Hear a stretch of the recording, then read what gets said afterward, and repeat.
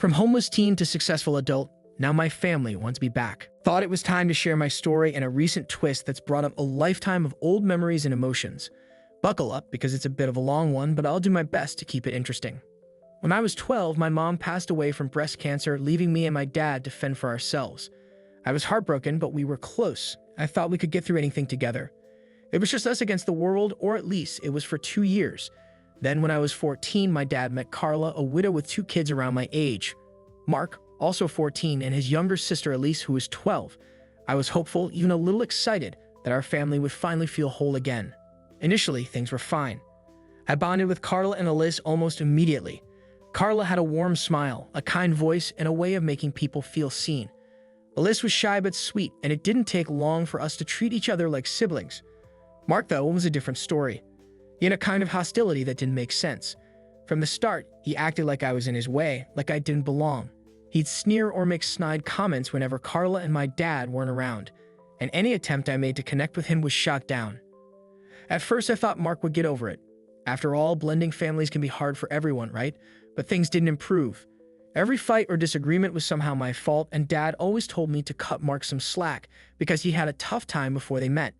But hey, so had I. I actually lost my mom 2 years before, and suddenly I was trying to fit into a new family too. Yet somehow his struggles always took priority over mine. When I turned 15, I met a girl, Sarah, at school. She was funny, smart, and easy to talk to. We spent every spare moment together, the way only young kids in love can. For the first time in a long time, I felt truly happy. But then Mark found out and was furious. Apparently, he had a crush on her, and it didn't matter that he'd never shown any interest before. I was in his way again. One day, out of nowhere, he started a fight, claiming I'd stolen Sarah from him. Dad got involved and as always sided with Mark. I was told to be more considerate, to be less selfish. I couldn't believe it. I thought, am I always going to be the villain in my own family? I tried to shrug it off, but something in me started breaking that day. The family I thought I'd finally found was slipping away. A few months after my 16th birthday, everything shattered. One evening, Carla went to put my laundry away, and suddenly, we all heard her screaming. I ran to my room only to see her standing there, holding Elise's underwear in her hands, yelling accusations I couldn't even comprehend. I was stunned. I'd never even seen those clothes before. My heart was pounding. I tried to explain, to deny it, but no one would listen. Then Mark swooped in, claiming he'd caught me staring at Elise and even talking about her. It was all lies, but everyone believed him. Sarah was there too, and she looked at me like I was a stranger. Before I could defend myself, she slapped me, called me disgusting, and stormed out. I felt my world collapsing around me. That's when my dad grabbed me by the arm and dragged me outside. I'll never forget his words. He looked me dead in the eye and said, "I won't have a pervert in my house." Then he slammed the door in my face. I was 16 years old, alone, homeless, and accused of things I hadn't done. I sat on the porch for hours, hoping he'd come back out, say he changed his mind. But he never did. For the next 2 years, I was on the streets. At first, I couldn't believe it was real. Every night, I'd hope someone would come looking for me, that maybe my dad would realize he'd made a mistake. But no one came. I called my grandparents, but they'd already heard my dad's version of the story and refused to help. I was dead to them.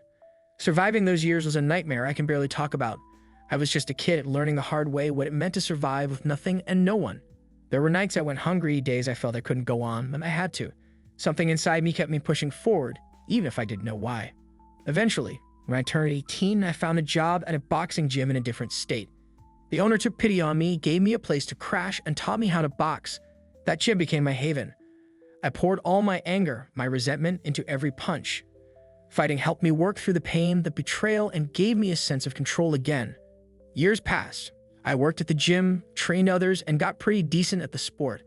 Then one day, I met Maya. She was a barista at a cafe nearby, and there was something about her that instantly put me at ease.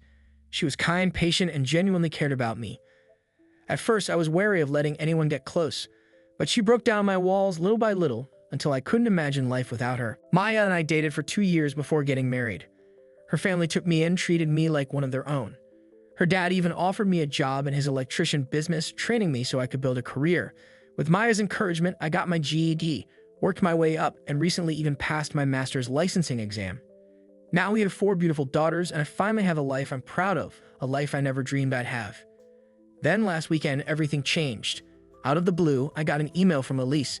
I couldn't believe it. I hadn't heard from any of them in over 30 years. She says she recently learned the truth, that Mark had gotten drunk at a party and bragged about how he set me up all those years ago just to get rid of me. Alyssa and my dad were horrified. Apparently, my dad cried for hours when he realized what he'd done. Now they want to make amends. Alyssa apologized, begged me to meet them so they could express their regret face to face. They want me back in their lives, but I don't know how to feel. I spent years healing, building a life without them, and now they want to come back as if nothing happened. Maya, being the amazing woman she is, told me to think it over. She even joked that I should send them a snarky reply. Thanks for believing me. Only took you 3 decades. She's right. I'm torn. I don't hold any anger toward Elise. She was just a kid back then. But the betrayal by my dad, that's harder to forgive. I'm not sure what I'll do.